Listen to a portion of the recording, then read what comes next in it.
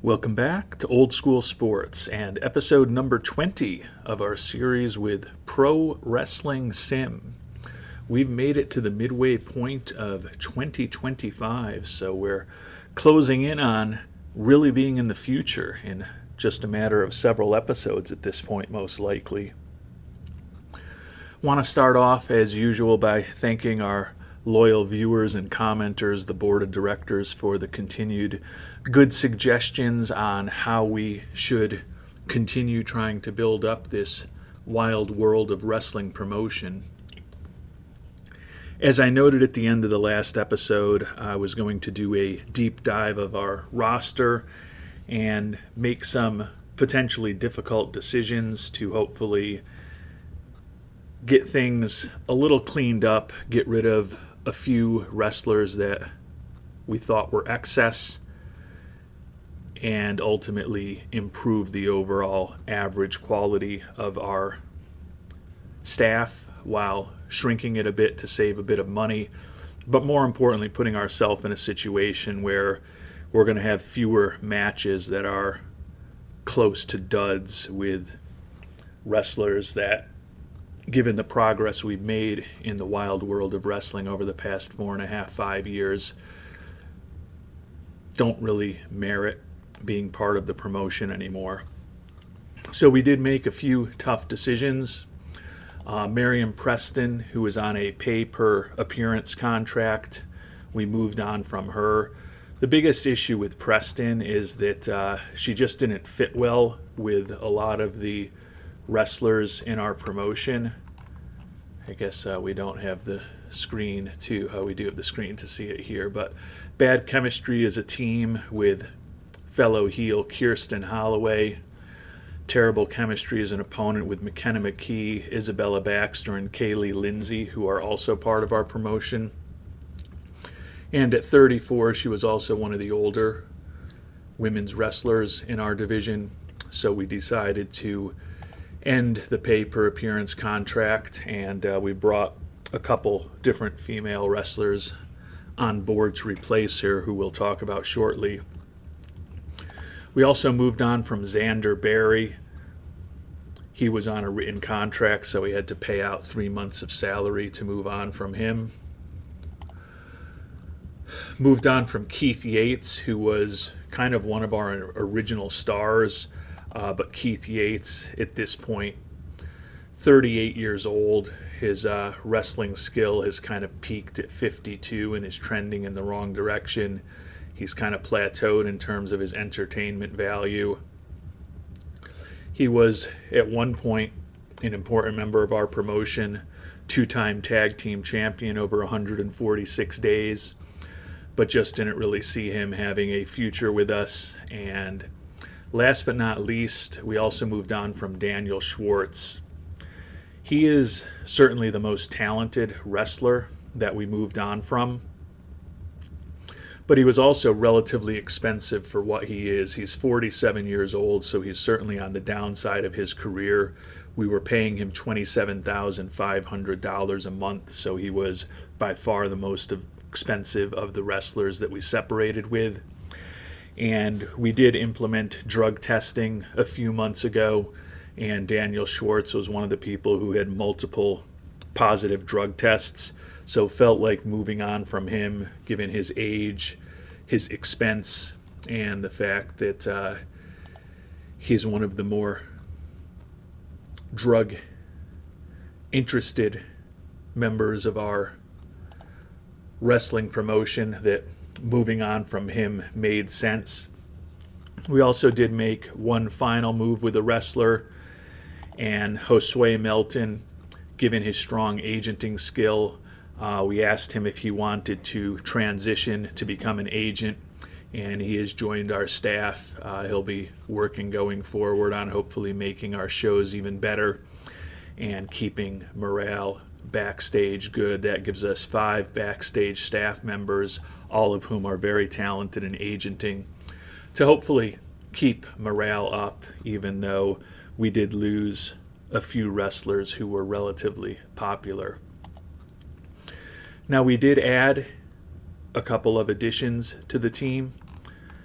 which I will talk about right now in the women's division.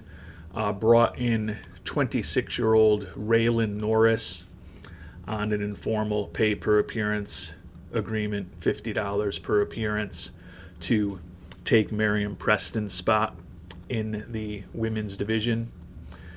And we also brought on Kiros Iwu to join the women's division as well as a heel, which gives us 6 faces and 6 heels among the women. Not a talented wrestler at all at the age of 46, but her entertainment skill is off the charts. She's also on a pay-per-appearance contract right now, $250 per appearance. May look to do something more formal down the line with Iwu and or Norris. But for the time being, got our women's division bolstered a bit. And we also spent a lot of time reworking a number of our tag teams. Wanted to have better combinations with some of our newer wrestlers teamed up, some of the wrestlers who are now on our lower card teamed up with one another, and better teams overall. One of the things that we are going to do is we're going to split up Ricky Babylon and Julius Dyer, who are the 2 biggest stars in our promotion. Dyer currently holds the Intercontinental Championship as well as our tag team belt with Ricky Babylon. Ricky Babylon holds our World Championship. As you can see, Julius Dyer actually also is a champion over in the APW, where he has a contract that expires in February of 27. He's on an informal agreement with us for a little while longer, and his big contract with us will kick in just a few weeks. The last move that we are attempting to make is trying to sign Sonny Gunn to a contract. He's somebody that we've had on our short list as a potentially talented worker who we're waiting for his contract to expire.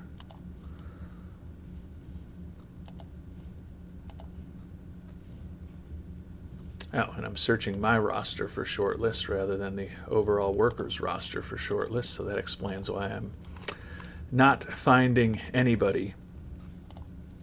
But we do have a few pretty high quality wrestlers with good personalities who are signed that we are waiting out their contracts. Jordan Cunningham, of course, was with us before. We unfortunately let him move on.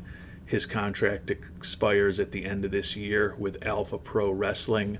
Our hope is that perhaps they won't renew him, or maybe if he hits the open market, we might be more aggressive in bringing him on board. Still think he's somebody that could be pretty interesting to build around. But Sonny Gunn is the guy that we've got an opportunity to bring on board now. His contract ends in a few weeks with IAW. Looking for pretty good money, looking for around $65,000 a month. But he's got respectable wrestling skill, great looks, very strong star power, and very entertaining. Only 31 years old. He's taken a bit of a beating over the course of his career, but all of his personality traits are pretty solid, driven to be the best, charitable, fitness fanatic, wrestling lifer, strong interest outside wrestling. So although typically we've been inclined to try to bring people on in PPA contracts, I think there could be some competition for Sonny Gunn. So given that we don't see any red flags with his personality, we have made an offer to him, and we are hoping to bring him on board in relatively short order, perhaps even before the 4th of July Blast event in just a few days. Taking a look at our schedule for this month of July, 4th of July Blast and 3W Live in July, the 2 big events. Then we'll have our traditional summer event in Cape Cod.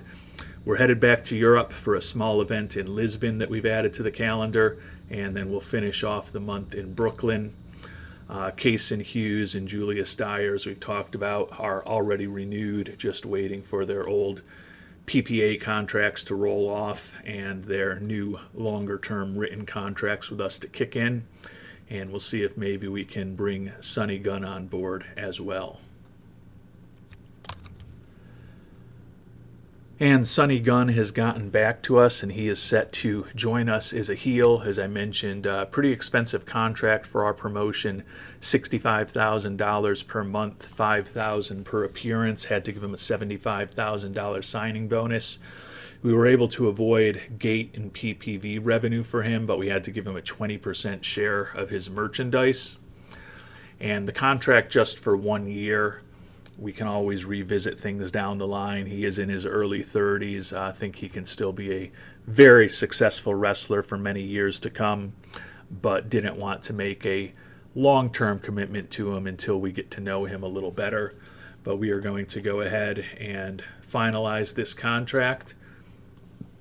And what that ultimately gives us is we found when there's people who have old contracts that we've already signed them 2 renewals on, they're double counted in the wrestler list.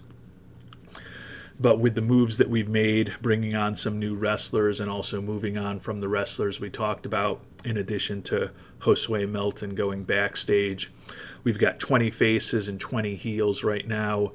14 of each are in the men's division, and 6 of each are in the women's division at this point, as we get ready for the 4th of July blast tomorrow. And with Gunn officially locked up, just waiting till his contract expires with IAW, so would think that he'll be seeing his first action with us in Brooklyn at the end of the month, and then possibly 3W Live in August. We've been waiting out for quite some time now, Alex Wolf to recover from that injured bicep. That'll also happen before the end of this month, and barring anything else, we'll have a full and healthy set of wrestlers by the end of this month, although I know I'm probably tempting fate by saying that with 5 cards scheduled between now and the end of July.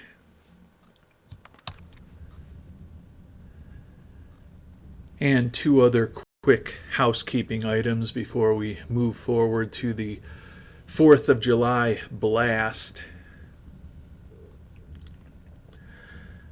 Got some good advice on storylines from Katie St. Clair, who indicated that they don't need to really run all that long in Pro Wrestling Sim. As you can see with this storyline here, Welcome to You also, it has been going on for an extended period of time at this point with a bunch of segments.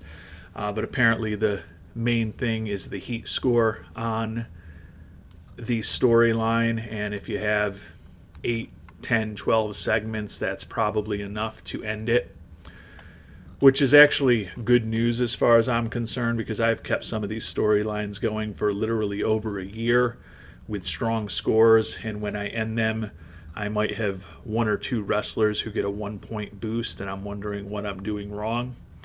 But it sounds like that's kind of the best case scenario for most storylines, and I can probably get a 1 or 2 point boost for a couple of wrestlers by running much shorter storylines, which will give me an opportunity to hopefully improve the popularity of more wrestlers over time by churning through the storylines more quickly. So we're going to look to end some of these on a high note relatively shortly, and then continue with some new storylines involving some of our newer wrestlers and also some of the wrestlers that we've decided we really want to build around more aggressively for the long term, given some of the other moves that we have made recently. The other thing I wanted to note was that staff wages took a big hit already. Some of this is planned expenses associated, I think, with this upcoming show tomorrow, since we booked it at this point.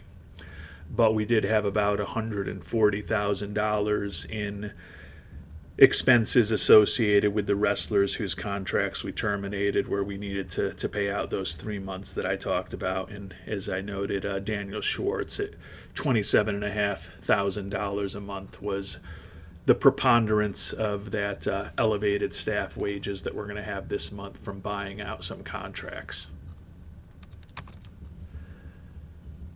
And a day after signing Sonny Gunn, get a short list update that The agreement reportedly worth over 5 figures a month and going to last around a year. So, accurate reporting. Now we head to the first event of the second half of the year, the 4th of July Blast. Going to be taking part today in a large arena in New York, expecting about 6,500 in attendance. Backstage atmosphere remains great, and we'll get right into the big show. Started things off with Ricky Babylon and Samara Lester doing a contract signing with Kyrros Iwu and Raylan Norris, the two wrestlers who have joined us most recently. And then some introductions ahead of some big matches coming up involving our tag team champions and our two premier wrestlers, Ricky Babylon and Julius Dyer. They will be defending their title one last time before they relinquish it. I think it will be good to not have the belts all wrapped up, the 3 belts in the men's division, in just 2 people. So we are going to split up Babylon and Dyer after this match, as we talked about earlier, and ultimately we'll be running some type of either tournament or rumble in the coming weeks to crown a new men's tag team championship. But we're going to let them defend it one final time. If they lose the title, then there's going to be no need for that tournament, but I'm not necessarily anticipating that that will be the case.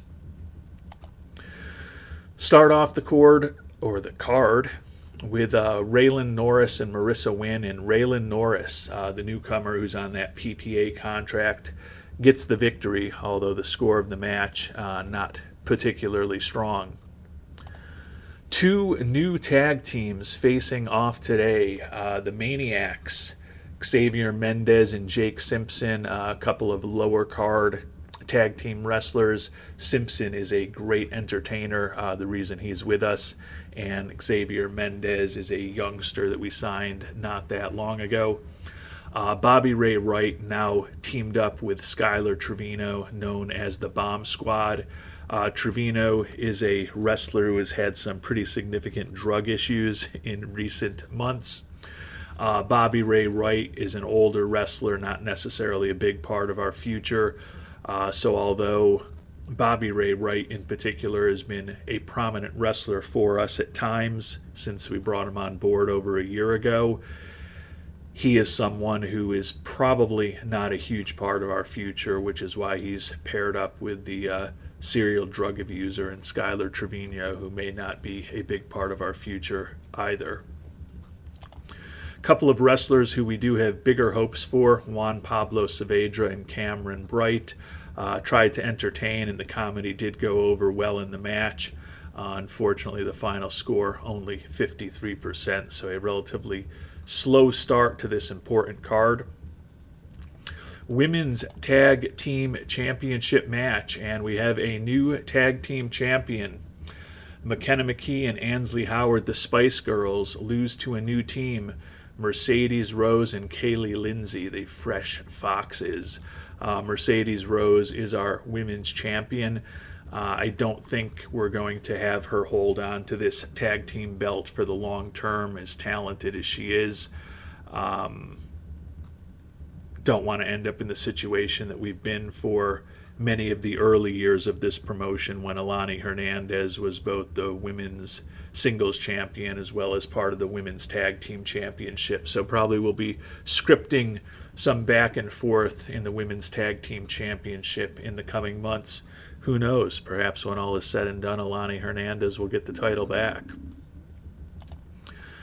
Elias David and Jaden Noble put on a nice match, high match quality, 78% final score. Certainly the most successful match we've had thus far, although we've got big hopes for the final 2 bouts of the evening. A big 85% score with 4.5-star match quality. Ryan Mooney defeating Cowboy Landon Brown. They aimed to steal the show, putting on an incredible match, impressed the crowd, and you can see Ryan Mooney got a 1-point boost to his North American popularity, which is good to see. And last, but hopefully not least, the Men's Tag Team Championship in the Dream Team face off against another new tag team, Kason Hughes and Theodore Villarreal. A couple of guys that we're interested in trying to build around a bit. There are a couple of our younger heel wrestlers who have pretty good talent, and although they lost in their debut as a tag team to the champions, there's no shame at all in losing to Ricky Babylon and Julius Dyer. Finish things off with a promotional video, big score as we typically get on that. And we capped out at 75, could have been as high as 77. So a successful start to the month of July here for the wild world of wrestling promotion.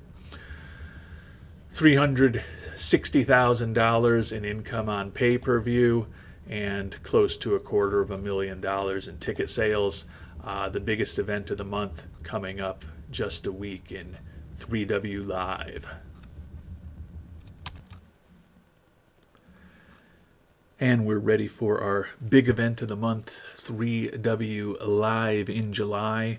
4 of the 8 teams that will be competing for the eventual Men's Tag Team Championship will be in action in the early rounds of the tournament to determine who that champion is today. Entrances ahead of some big matches get a pretty good reaction from the crowd. First match of the day, Anastasia Romero injured in her match with the newcomer. The crowd reaction has been outstanding so far. Unfortunately, we're going to cut to the finish.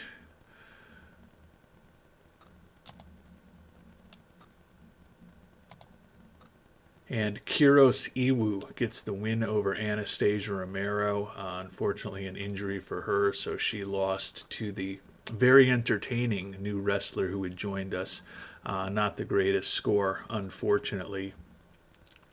A lower card match between Valentino Ballard and Kyle Howard. Not a great score for that one either. Hopefully things will start getting better now. American Girls against the Nasty Girls, teams that over the past several years fought on many occasions for the Women's Tag Team Championship. And the 57% score as the Nasty Girls beat the American Girls, a step in the right direction. Highest scoring match of the day, but still certainly not where we want to be for a big show like this one. Garrett Carter and Bowen White, not the highest match quality, 1-star match. We don't see too many of those anymore. Garrett Carter gets the victory over Bowen White. Now we are getting into the final 3 matches, though, where we have some big hopes. 2 tag team matches and then a big Intercontinental Championship match.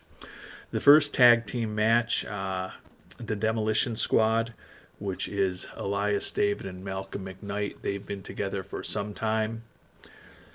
And they will be going up against the Dream Team. And the Dream Team certainly is that. Ricky Babylon teaming up with our pay-per-appearance superstar, Andre Freeman. And the Dream Team, Babylon. Oh, I set that up wrong. I didn't put, I scheduled this. When I saw the name of the Dream Team, I felt like I had messed something up. I saw Ricky Babylon and I picked the wrong thing. So now Julius Dyer is going to be going in back-to-back matches. That is probably not ideal. I thought I had given Ricky Babylon and Andre Freeman a different name, and their name is going to be the Living Legends, but we'll have to make up for that. Julius Dyer does successfully retain the title, the Intercontinental title, over Chris Jackson in a very high match quality. And final match of the day, Double H versus the New Kids on the Block. Double H is a new team. Trace Henson and Judah Horn, they lose to Ryan Mooney and Juan Shepard. We had promised Trace Henson a featured spot on a card, so that's why that match ended up being the last one of the day. Promotional activity taking place here that gets a pretty good score. Kason Hughes and Theodore Villarreal issuing a challenge and cutting a promo on Julius Dyer and Cowboy Landon Brown, a new tag team that they'll be facing off against shortly. And then we'll finish things off, as we often do, with a promotional video, hoping to keep some of our storylines getting forward. So a 75% score could have been as high as 77. The show is now over. What I will end up doing is giving the Living Legends a bye, because I'm sure they would have won anyways. And we'll continue on with them as the tournament moves on. But in our Cape Cod match, in a few days, we're going to do a couple of other tag team matches, including the American men, Julius Dyer and Cowboy Landon Brown, a new tag team there. Notice our promise to Trace Henson succeeded. Anastasia Romero injured, and she is out until November, so that is certainly not ideal. You can see we've had clean drug tests each of the last couple weeks, so that's certainly a positive step for us. $380,000 in pay-per-view revenue, a little over $200,000 in ticket sales as we continue to move forward. And we had a successful show on Cape Cod, although the total rating of 66% was as low we've been in some time. The Golden Warriors and the American men won their tag team matches in the tournament to eventually crown a new tag team championship. But we will not have any semifinal matches here in Portugal. We are going to do some introductions as usual, and then Sonny Gunn is going to officially sign his contract to join us. A couple of title matches today, both the Women's Championship and the Men's World Championship available here. It's the first time that we've sent Ricky Babylon across the pond to Europe. He'll be giving them a taste of the Men's World Championship against his arch rival Garrett Carter in a big match. Not expecting a big crowd given our lack of popularity on the continent, but we're building things up little by little and still expecting a robust audience for the pay-per-view back home in the United States. Entrances and introductions go well.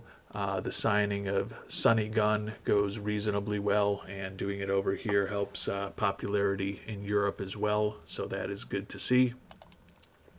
First match of the day, McKenna McKee defeats Isabella Baxter.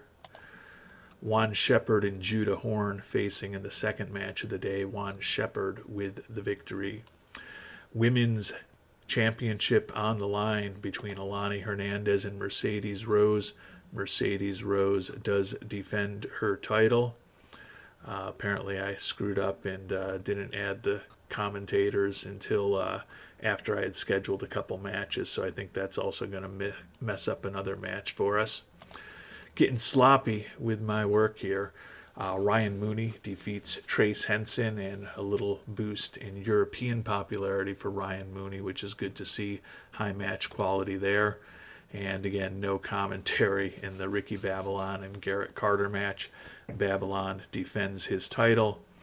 Promotional video goes over well and helps popularity of a lot of our wrestlers in Europe. Got to a 74% show rating, popularity boost in both North America and Europe from that fourth show of the month of July. Just one left in Brooklyn. Ricky Babylon had wanted a title opportunity, which is a weird request given that he's already both our tag team champion and our men's champion. McKenna McKee increasing her booking fee. $351,000 in pay-per-view revenue. Big benefit compared to the 77 tickets that we sold in person. Only $2,600 in revenue from that. And the final month of the match of July will be here in Brooklyn.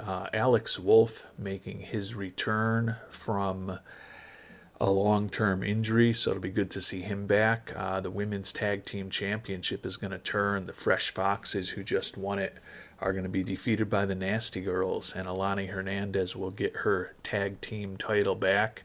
Who knows? Maybe she'll even get the singles title back in the future. Sonny Gunn is going to be making his debut with us, and then the semifinal matches in the tournament for our eventual tag team championship will take place.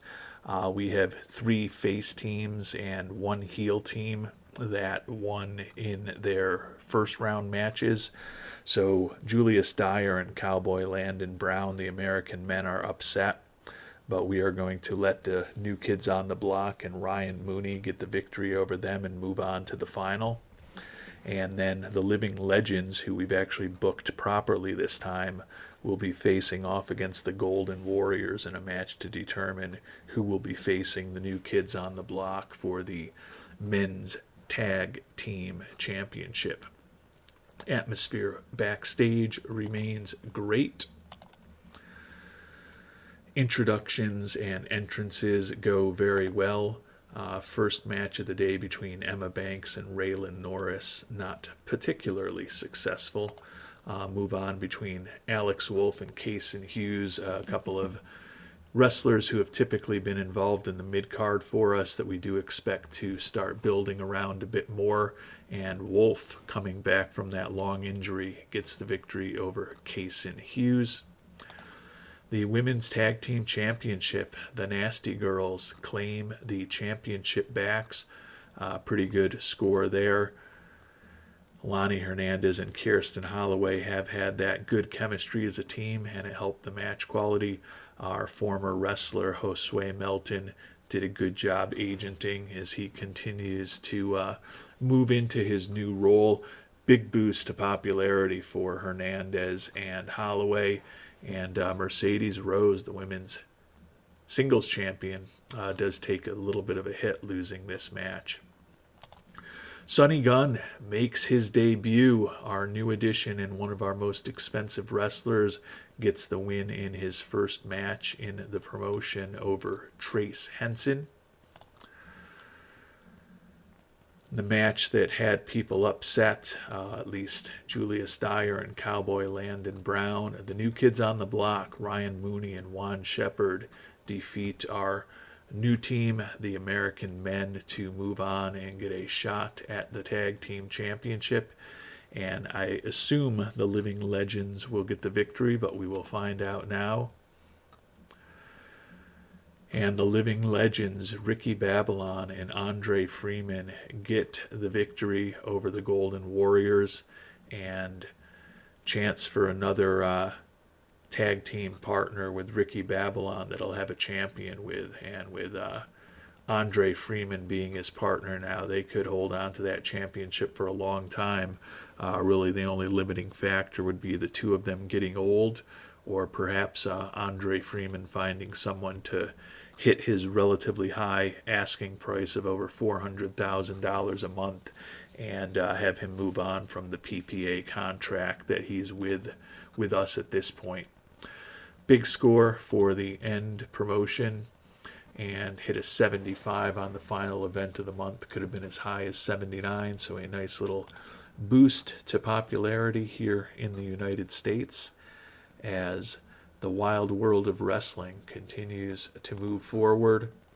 Over $350,000 in pay-per-view income and over $250,000 in ticket sales, as we hopefully will finish this month in a good spot financially. And we've been pretty dominant in the promotional wars recently, beating APW 6-2 this week, and a 6-1 victory with a draw for show quality against GCW. Garrett Carter failed a drug test. We'll talk calmly to him about that. And he says he's going to cut it out, so hopefully that's a step in the right direction. And we made it to the month of August. We did stop another storyline in the month of July. So 4 going now, probably going to be wrapping up some of these long standing ones in very short order and continue moving to some of the newer storylines. We have started a new one, The Future Is Now. Alex Wolf, Bowen White, Cameron Bright, and Kason Hughes, some wrestlers we want to build around. And we've got Andre Freeman in there with them just because we know he'll put up some massive scores for us anytime that he is involved and help keep the heat for that storyline in a good spot. Backstage morale, even with some of the changes that we've made, remains outstanding at plus 100, which is very positive. Merchandise, Ricky Babylon back on top over Julius Dyer. So Babylon didn't like getting passed a month ago, and apparently his fans are showing up and purchasing a lot of Ricky Babylon merch. Finances for the month, and whoa, this is a big boost. Over $3 million in earnings for the month. One thing that we did do is, didn't mention this, we started up a weekly show with highlight videos that's on network TV. And I believe that must be a really big hit for us. And here's that highlight show. Airs every Monday in prime time, average size television network in North America, and $744,000 income per show. We only did a 6-month contract, so it's going to expire at the end of this year, but certainly puts us in a whole different league financially, which is something that we've fortunately been able to say frequently over the years. And with that increase in our earnings, we're going to bump our pyro budget up to $750,000, which will let our max score go up to 80%. Still considering what to do with the wrestlers. I think I am leaning towards an increase to the bad angles and taking a small hit on the great angles, as opposed to a big increase on the bad angles, but a larger hit to the great angles. But probably we'll wait another month or so, and we definitely roll things out slowly and little by little. But our max show score can now hit 80%, which should certainly help in the promotional wars, but a lot more pressure for us to put big shows together. The small office, we're going to need this to ultimately progress past 60 popularity. And you can see we're in the mid-50s right now, so we're not quite to the point where we need that. But it's also not going to be too long till we'll be making that type of investment. So all things considered, we made some big changes here in the month of July, moved on from some staff, the big TV contract that's generating massive amounts of money for us, and putting us in a position where, honestly, you could argue that we should consider locking up Mr. Freeman to a more formal contract. We're making, as I said, about $750,000 a week now from that highlight show that's on network television. And Freeman, although he's not necessarily the greatest influence backstage with that horribly negative presence, we've got so much positive going on that he doesn't really impact things that negatively. It's demand coming down little by little to about $423,500 a month, or actually exactly $423,500 a month. Also wants $50,000 a show, so he's going to get more expensive for us. Also wants a cut of the merch, pay-per-view, and gate percentage, and pretty big numbers for all three of those.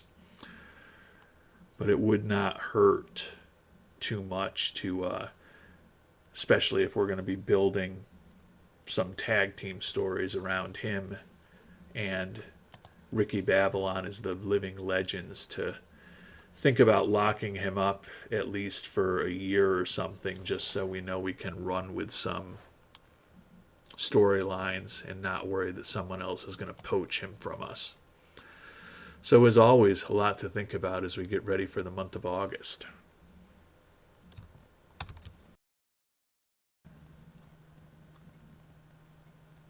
And we're going to try to move through the rest of the summer months somewhat more quickly than we moved through the month of July. So won't get into the blow-by-blow of as many events here in August and next month in September.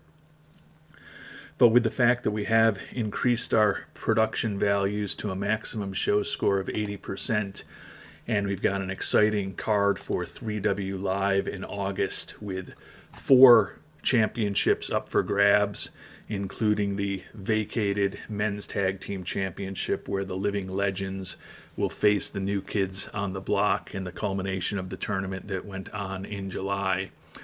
Don't know that we're going to get to an 80 score on this show, but we've got a couple more angles involved throughout the day, as well as big angles at the beginning and the end of the show. Backstage atmosphere remains great, and we think we could throw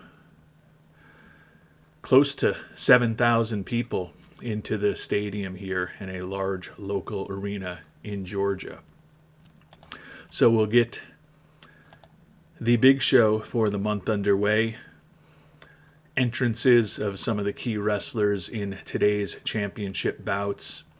The women's tag team champions Alani Hernandez and Kirsten Holloway, the intercontinental champion Julius Dyer, the women's champion Mercedes Rose, and then the 2 teams that are competing for the men's tag team championship.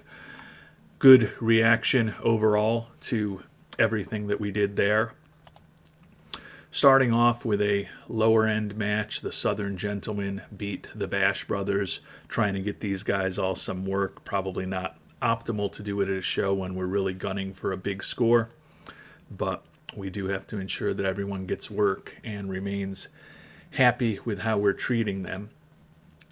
The Dynamic Duo versus the Demolition Squad. The Dynamic Duo, Cameron Bright and Alex Wolf, a couple of younger wrestlers that we do have some hopes for. Alex Wolf in particular, back from that long injury, get the victory over Elias David and Malcolm McKnight with a decent final score of 63%. One more non-championship bout, and then the 4 titles in a row will be up for grabs. Had big expectations for this match between Trace Henson and Chris Jackson. Trace Henson with the victory. The wrestlers stole the show. 4.5 match quality, 70% final score. Women's Tag Team Championship successfully retained after they just won it last time out. Alani Hernandez and Kirsten Holloway hoping to have another long run as the Women's Tag Team Champions. The Intercontinental belt up next, and Julius Dyer defeats Garrett Carter, successfully retains the championship, 83% final score there. The crowd reaction to the match was outstanding. Interview following the match with Julius Dyer about Garrett Carter and some of his other rivals goes over well.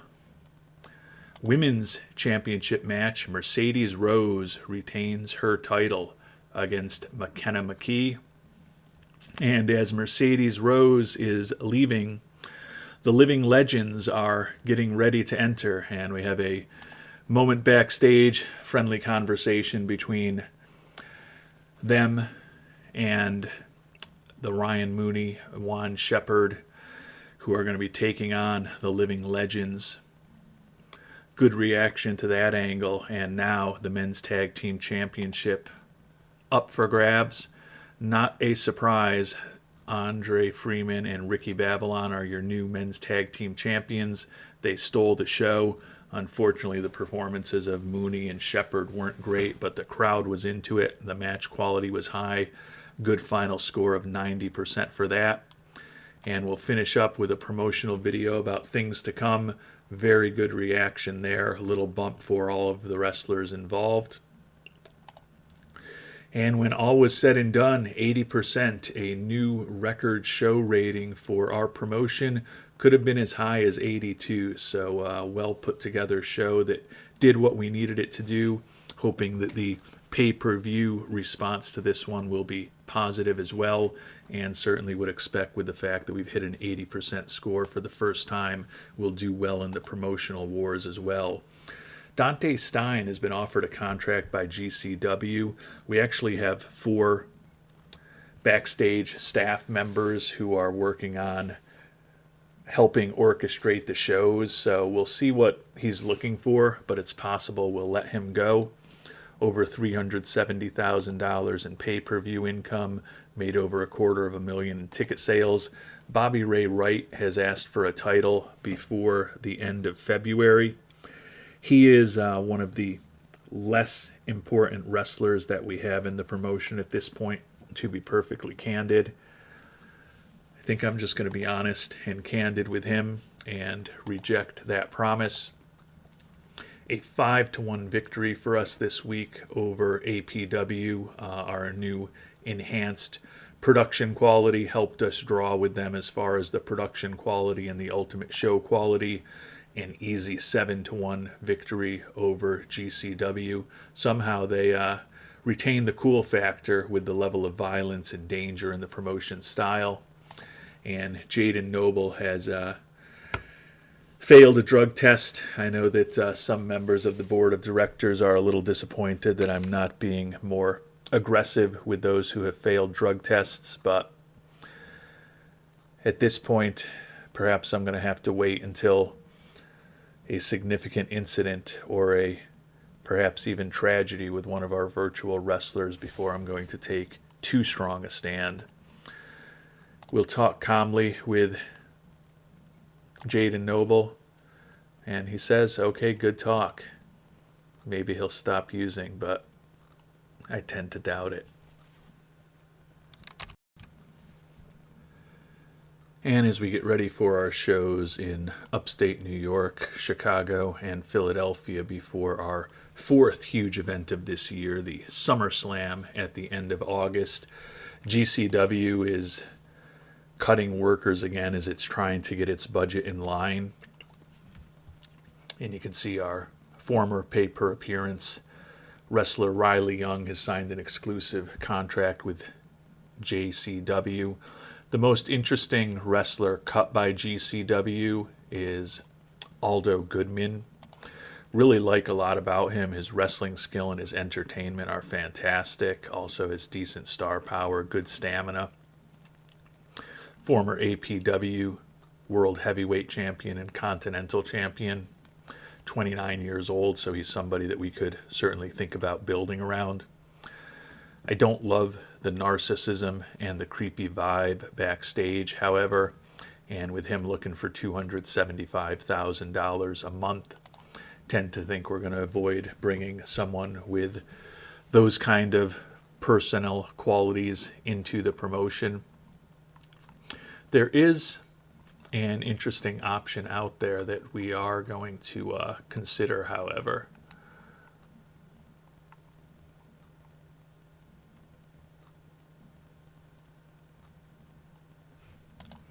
Zenzo Nakamura has entered the wrestling world, 25 years old, driven to be the best, fitness fanatic, known to be sensitive, already has really good entertainment and wrestling skill values, which we probably can develop, strong stamina, and very good star power. He's based in Japan, so he would be a travel expense for us to bring him back and forth to various shows.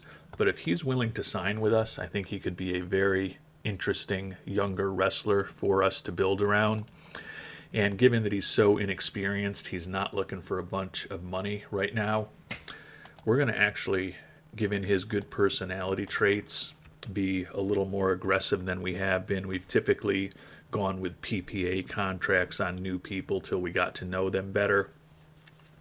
But knowing that we can, until we make ironclad contracts, without an ironclad contract, we can basically pay 3 months of wages and get out of it.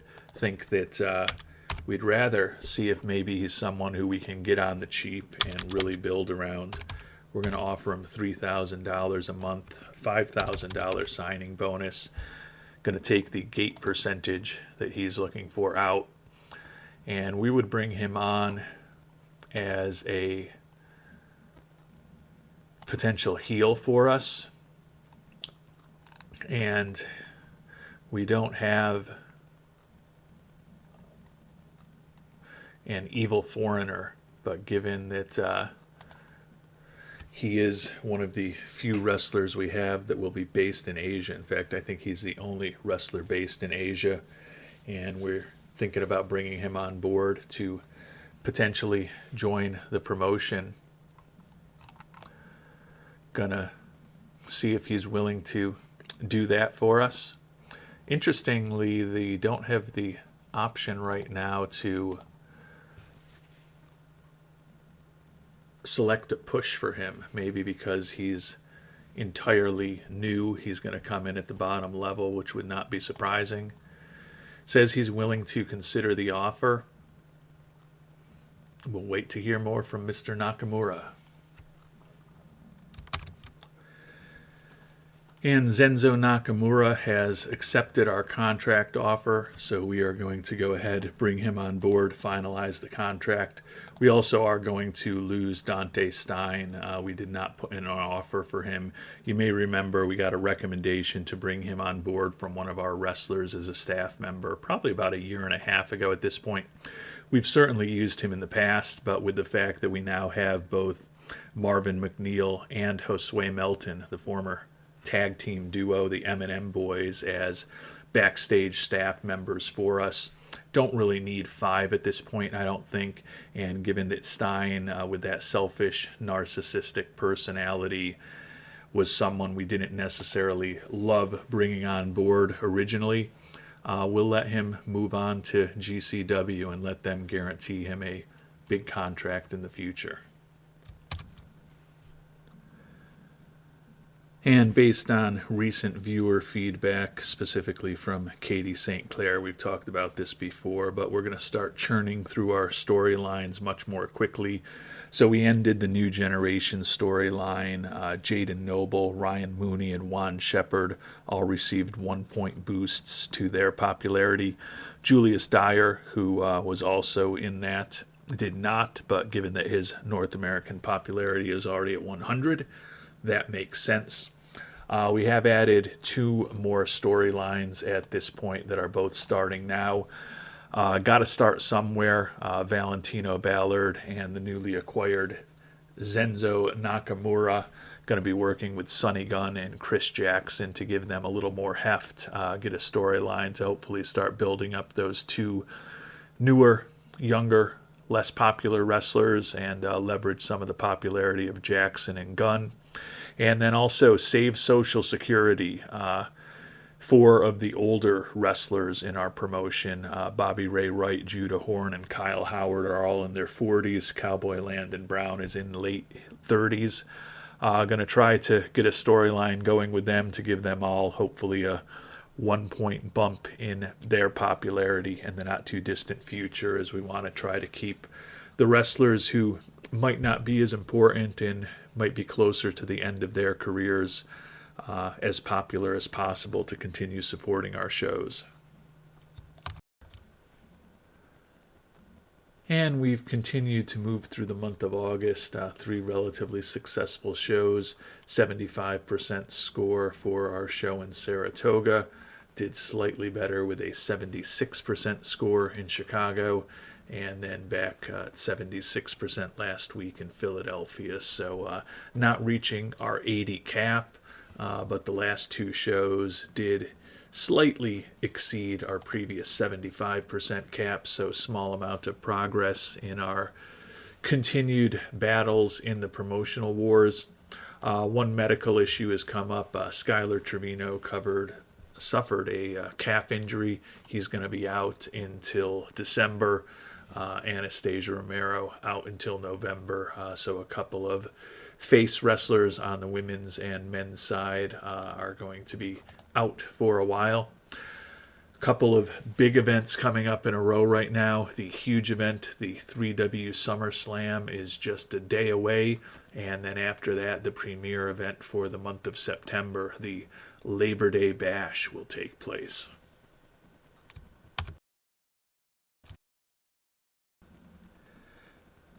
And we have a massive card scheduled today for our fourth huge match and bout and promotional day of the year here at the 3W SummerSlam. First opportunity ever for us to try to sell out a huge arena hosting up to 20,000 people. We're going to be far from a sellout with anticipated attendance of about 12.6 thousand, but still the largest crowd that we'll have ever seen a 3W show here today in New Jersey. Have some big promotions and angles going on and some very special matches as well. A first blood match, the first barbed wire match we've ever tried between the Southern Gentlemen and the Bash Brothers. The crowd supposedly will react great to that, but the injury risk is extreme. Also a no DQ match between the Golden Warriors and the Demolition Squad. 2 championships on the bout today. The Nasty Girls putting up their women's tag team championship against Lindsay and Wynn. And Chris Jackson will be taking on Ricky Babylon as Babylon tries to once again defend his 3W World Championship. Atmosphere backstage is great, and we are expecting a big-time show today here in New Jersey. Certainly will be very disappointed if we don't come out with a 80 score for the show today. 100% reaction to an introductory video, trying to keep some of the storylines going. The musical performer gimmick of Mercedes Rose continues to work very well with her great entertainment skill, and we continue to invest heavily in production quality. Also have some promotional activity going on, and that goes over well with the entrances of some of the key wrestlers in today's bouts. Going to start things off, Trace Henson versus Juan Pablo Saavedra. Trace Henson gets the victory, 3-star match quality, 64% final score. The Women's Tag Team Championship on the line, and the Nasty Girls, Kaylee Lindsay and Alani Hernandez and Kirsten Holloway with the victory. Workers really pushed themselves to make an impression, being such a huge show, and a respectable score out of that. Another tag team match coming up, and this is the barbed wire match, which certainly will involve some risk for the wrestlers' health. We're hoping to get a big crowd reaction out of it, even though it's not necessarily some of our top-end wrestlers. And not surprisingly, Rodrigo Schmidt injured during the match. We'll go ahead and keep the existing finish. Disappointing a bit, 41% crowd reaction. The Southern Gentlemen, Valentino Ballard and Edward Grant, get the victory. Unfortunately, Rodrigo Schmidt did suffer an injury in that very dangerous match. Andre Freeman and Theodore Villarreal, not really the type of match you'd necessarily expect from a top-of-the-card wrestler like Andre Freeman, but Theodore Villarreal is a wrestler that we're trying to build up. He also has very strong wrestling skills, so we're going to try to steal the show with this one, and they definitely did a good job there. 4.5-star match quality. No surprise that Freeman is the winner, but a really good final score coming out of that. Some promotional activities in the middle of the card that go over very well. Some of the popular face wrestlers talking about some of the heels that they don't appreciate. Few people offended by things said in the promo, but overall a very strong reaction, albeit over just a 4-minute promo in the middle of the show. Golden Warriors taking on the Demolition Squad, and a really good result here. Jaden Noble and Bowen White, the Golden Warriors, get the victory over Elias David and Malcolm McKnight. The penultimate match of the day, featuring Cowboy Landon Brown against Garrett Carter, And big score there, 81% as well, 3.5-star match quality. Garrett Carter gets the victory over Cowboy Landon Brown. And we'll finish things off with Ricky Babylon and Chris Jackson, another two very high-quality wrestlers hoping to steal the show with the title match at the end of the day. Ricky Babylon does successfully retain the championship. His star power added to the match. They did up their game by stealing the show. Very high match quality and a nice 86% final score on that. Last but not least, some more promotional videos to build the excitement. Ricky Babylon and Julius Dyer, as guys with 100 popularity, don't benefit anymore, but nice benefit for everybody else involved in the promotion. And we did get to our 80% score. Could have gotten an 81. Huge show for a 0.4 of a point popularity gain. Expecting some big pay-per-view numbers as well for the SummerSlam. We'll check them out today. As we know, Rodrigo hit with the injury. $951,000 in income, so we haven't made $1 million yet in one show on pay-per-view, but we are getting very, very close. Sold over 12,000 tickets. Checking out the medical situation and a brain injury from the barbed wire match to Rodrigo Schmidt. So now I feel a little bit bad about having scheduled that very dangerous match. I was thinking people could take some damage from the barbed wire, but can't say I was necessarily expecting brain injuries. That's certainly not going to be good for Rodrigo Schmidt's future.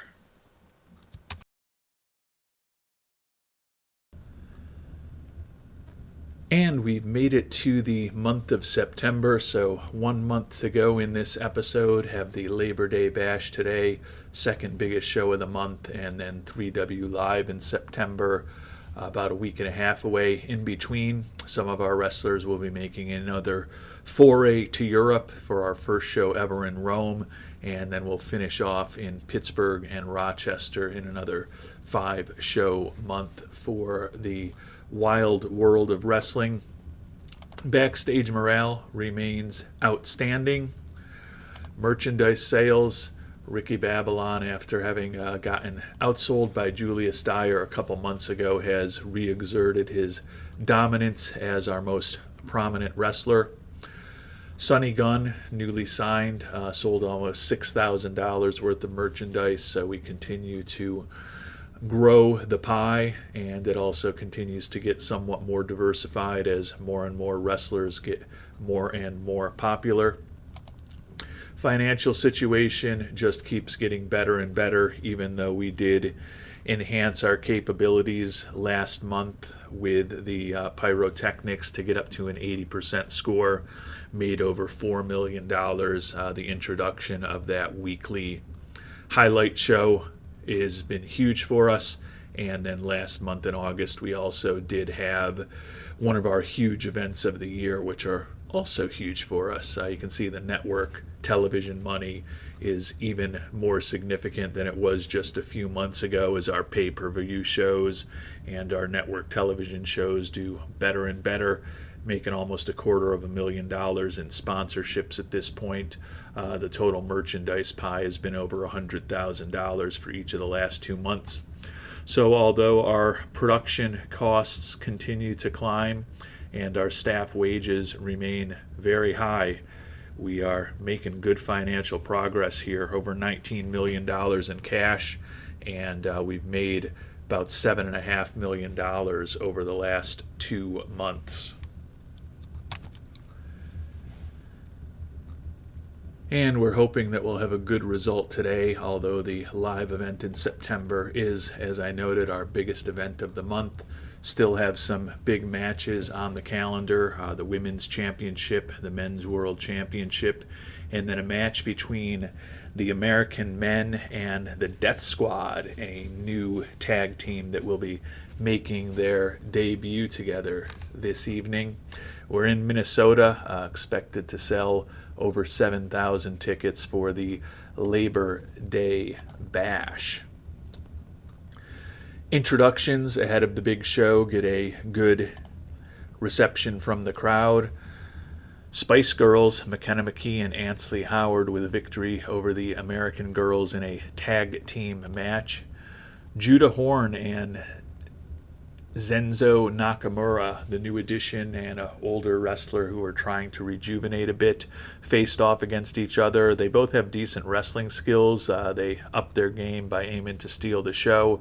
So good match quality, but the crowd not all that excited about two second-tier wrestlers, at least in the context of our promotion. Tag team match now with the dynamic duo Cameron Bright and Alex Wolf defeating Damage Plan, Kason Hughes and Theodore Villarreal. Hoping these last three matches generate some bigger scores for us. The Women's Championship, good result. Mercedes Rose defeats the former title holder Alani Hernandez to maintain her title.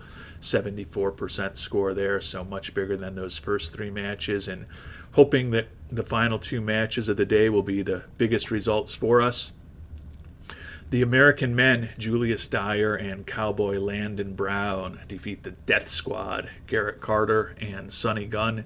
Match quality was not that good, and unfortunately we found that Garrett Carter and Sonny Gunn have terrible chemistry as a team, so this is probably going to be the only outcome that the Death Squad will ever have. We'll probably break that team up and maybe try to get them each somebody else to wrestle with in a more effective tag team going forward. Last match of the day, Elias David getting a long-awaited championship shot against Ricky Babylon. No surprise, Ricky Babylon successfully retains his title. Another big promotional video to highlight some of the big storylines we have going and some big events coming up. Good result there, and overall put together a 76% show from 76% score for the show. So not a perfect result, but still definitely strong for us. If you were wondering, we've been continuing to do very well in the promotional reports, dominating both APW and GCW with some of the improvements that we've made. Labor Day Bash, almost $400,000 in earnings. Another close to $250,000 in ticket sales. And although we've set up Ryan Mooney a couple of times with matches with Julius Dyer over the last month or so, trying to keep that promise, running into the issue where we have already re-signed Ryan Mooney to a extension, so apparently he exists twice in this universe, and that makes things crash out and don't get credit when you set up the match that he had requested. So unfortunately that will impact our relationship with him a bit, but not expecting it to be the end of the world. And while we have been preparing for a big show in Rome in just a few days, have also been involved in very intense negotiations with a veteran wrestler from our rival, the APW, hoping to have something announced in just a few weeks as far as a significant addition to our stable of wrestlers here in the wild world of wrestling promotion. We have also finally decided, as far as production, to engage with a writer, and what we're thinking is we've had a lot of great angles. We do need some help with our bad angles, but I think we're going to have our writers work with our talent. We have pretty good talent at this point. Either way we have writers, whether they're working with our talent or writing everything, it's going to cost us $500,000 a month. The bad angles will be even better if the writers do everything, but the hit to the great angles is going to be a little more significant if we have the writers do everything. So we're going to start out with the writers working with talent. It'll still help our bad angles, and the modest hit to the great angles hopefully won't be all that significant. Something we can easily change going forward. It's going to cost the same, but hopefully it will help us get closer and closer to consistently hitting that 80% score. And we are still in intense negotiations on the potential signing that we teased earlier, but we have made a new signing, some enhancement talent. Elena Burton, a young wrestler who is joining the industry right now. We're going to go ahead and finalize a contract with her. When we think about our roster and some of the heels on the women's side, we still have a couple on pay per appearance contracts. And Elena Burton is a promising young prospect, only 19 years old. Decent wrestling skill and entertainment with decent looks and star power for someone who's 19. No huge red flags in terms of her personality traits. So we may look to move on from some of the PPA heel wrestlers that we have in the women's division, and hopefully over time start building a little bit about the youngster Elena Burton, who is signed to a 5-year contract with us and hopefully will be part of our future. And we've made it to our big event, 3W Live in September. Last event was pretty successful in Rome, 80% score, and we sent it back on network TV rather than pay-per-view, where over 1.2 million people watched. So a pretty positive result, all things considered there.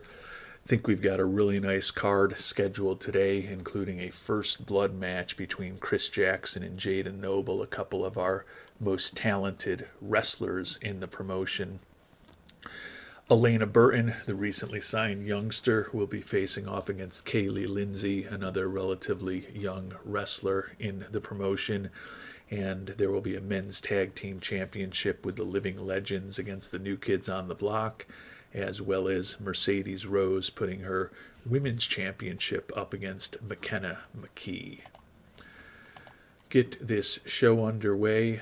Pretty good reaction to some introductions to start off the show.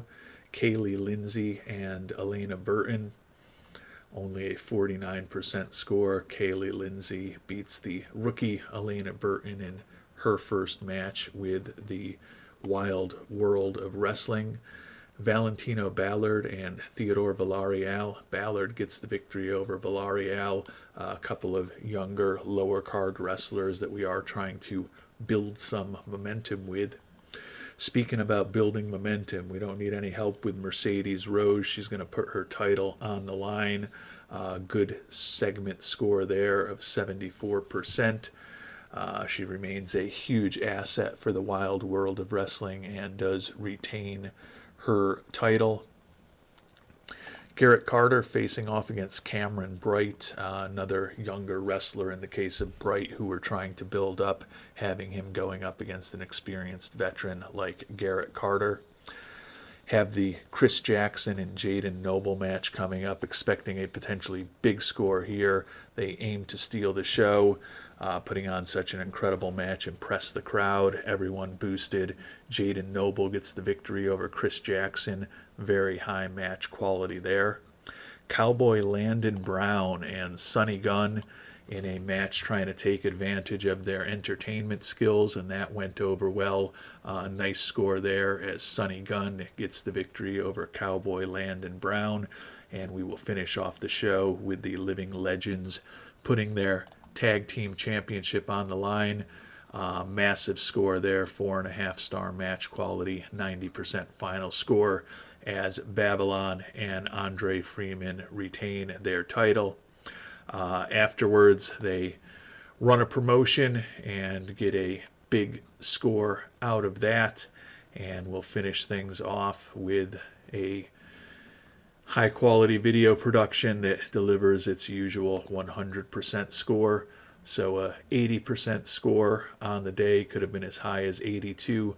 Another nice boost to our popularity in North America as the Wild World of Wrestling continues to chug along. We've got the Pittsburgh and Rochester shows left before we finish the month of September, and we finish this third quarter of the year.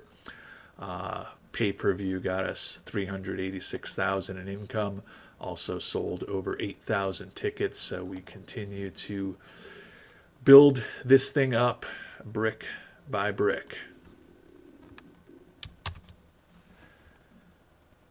And as we head towards the end of September, just one event month, but some very upsetting news for the wild world of wrestling promotion. Had just a 66% score in our event versus Pittsburgh, and that is unfortunately because in a women's championship match, Mercedes Rose got injured very early in the match. We had to cut things to try to limit the extent of her injuries as much as possible.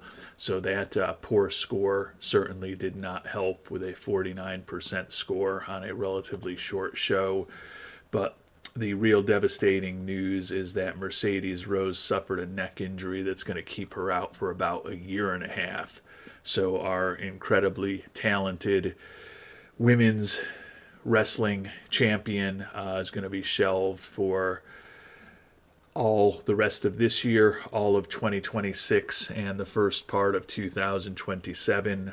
So we'll have to try our best to make the most out of a really bad situation. Likely we'll be having some tournament and or rumble in the coming weeks to recrown a women's singles champion. But Rose is definitely one of the most talented wrestlers in our entire promotion. Incredible wrestling skill, off the charts entertainment, and great looks and star power. She has put up an 18-1-1 record for us this year on her way to owning that women's championship since very late last year. And she's been a big part of the great momentum we've been able to get going for the wild world of wrestling promotion. Unfortunately, we're going to be without her for quite some time, which is a big blow as we continue trying to make up ground on GCW and APW in the promotion wars. And as devastating as the loss of Mercedes Rose is for the foreseeable future for our rapidly improving and growing women's wrestling division, we do have a big announcement. The wrestler Odin has left APW, and we have successfully recruited one of the top wrestlers in the world to join the 3W promotion. Joining us on a pay-per-appearance contract at this point.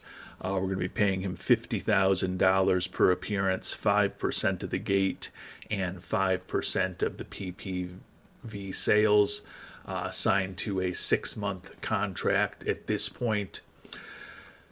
Clearly one of the most popular wrestlers in the world in every geography out there. Entertainment is incredible. Star power is incredible. Still has pretty good wrestling skill.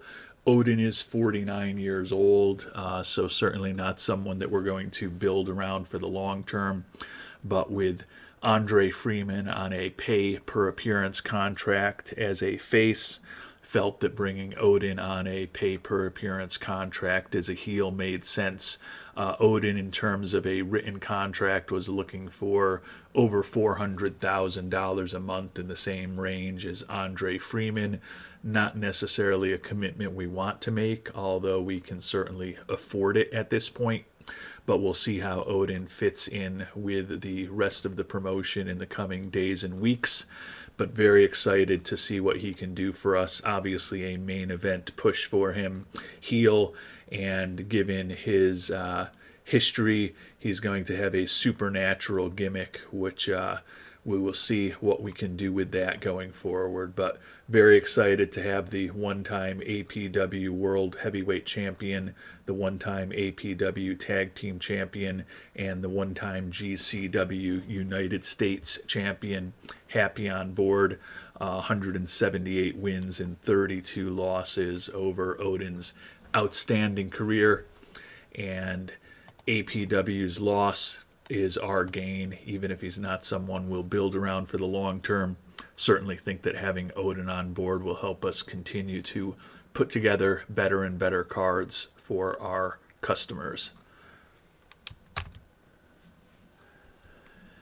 And we've completed our final event of the month in Rochester. Odin made his debut as part of a tag team along with Sonny Gunn. Gunn and Odin is the name of the team. You can see we do lose some of our pay-per-view with what we're giving to Odin right now, and we are now for the first time losing part of our ticket sales as well. We'll be thoughtful about how we use Odin going forward, but think that he could still be a great asset to us. Unfortunately, I am a little worried that the writer working with talent, although bad angles get an increase in the score, great angles get a hit to the score. Very small sample size at this point, but I am a little worried that it's not paying the dividends that we would have hoped. Our score, as we talked about in Pittsburgh, was 66%. In Rochester, we got to 74%, so we certainly did better. But it seemed like was hoping that we'd get a little bit more of a boost overall from having the writers involved. And honestly, getting a little concerned that maybe we don't need to be paying for storylines now, because if it's really just the angles, we've gotten to a point where we're pretty good at putting together angles that are well received. So having a little bit of hit to our better angles might not be the best strategy. Doesn't seem the way that it's worded, with the focus being on bad angles and great angles. I don't know if it really helps with the scores for the actual wrestling matches or not, which is kind of what I had been hoping, that some of those lower scored wrestling matches, we'd have some help scripting those, but not sure if that's the way that it's actually working. If any of you have a better sense of that, would love your thoughts in the comment section. Couple days left and we'll finish up this third quarter, check in on our backstage morale, our injuries, our finances, and our merchandise, and then call it an episode. And despite our recent malaise in some of our scores, we're dominating the promotional wars. 7-1 victory over APW, 6-2 victory over GCW. They've actually been a little more competitive with us recently than APW, but our popularity continues to climb in the 57 area, so we're going to need to enhance our back office budget in the not too distant future. We certainly have the money to do it right now.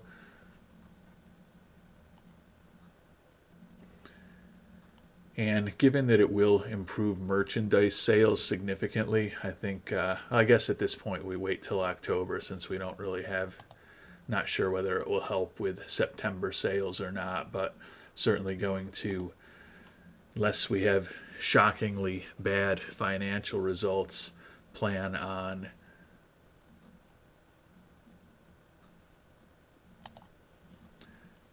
increasing our office staffing today after we take a look at what our financials look like 3 quarters through the year.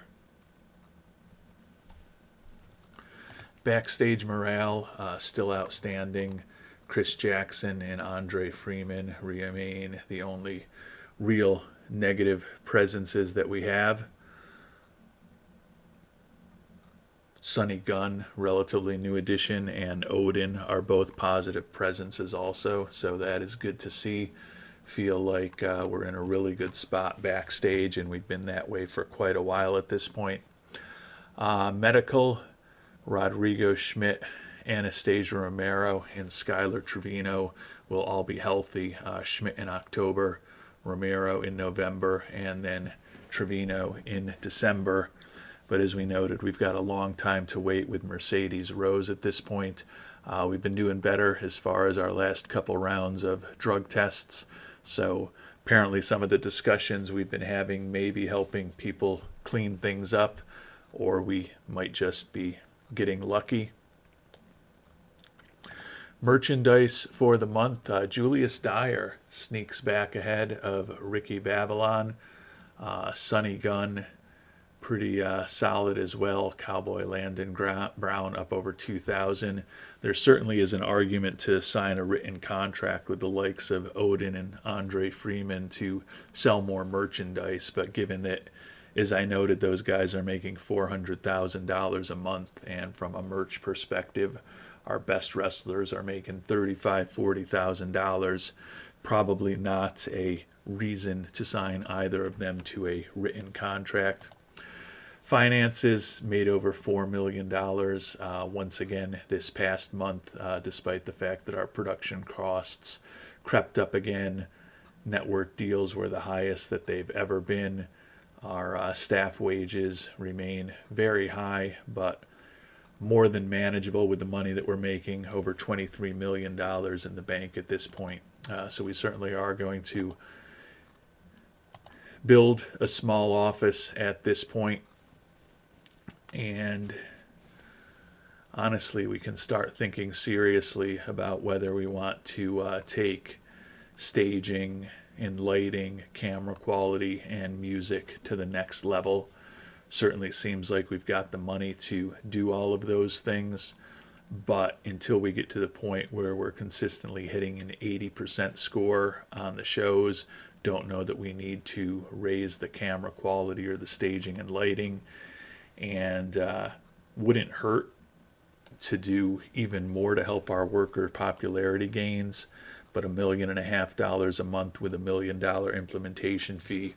Want to just make sure that we're thoughtful about when we do that, given that in recent months we've started spending $500,000 a month on talent, $500,000 a month on a small office, and $1.5 million combined on the pyro budget and the video production budget.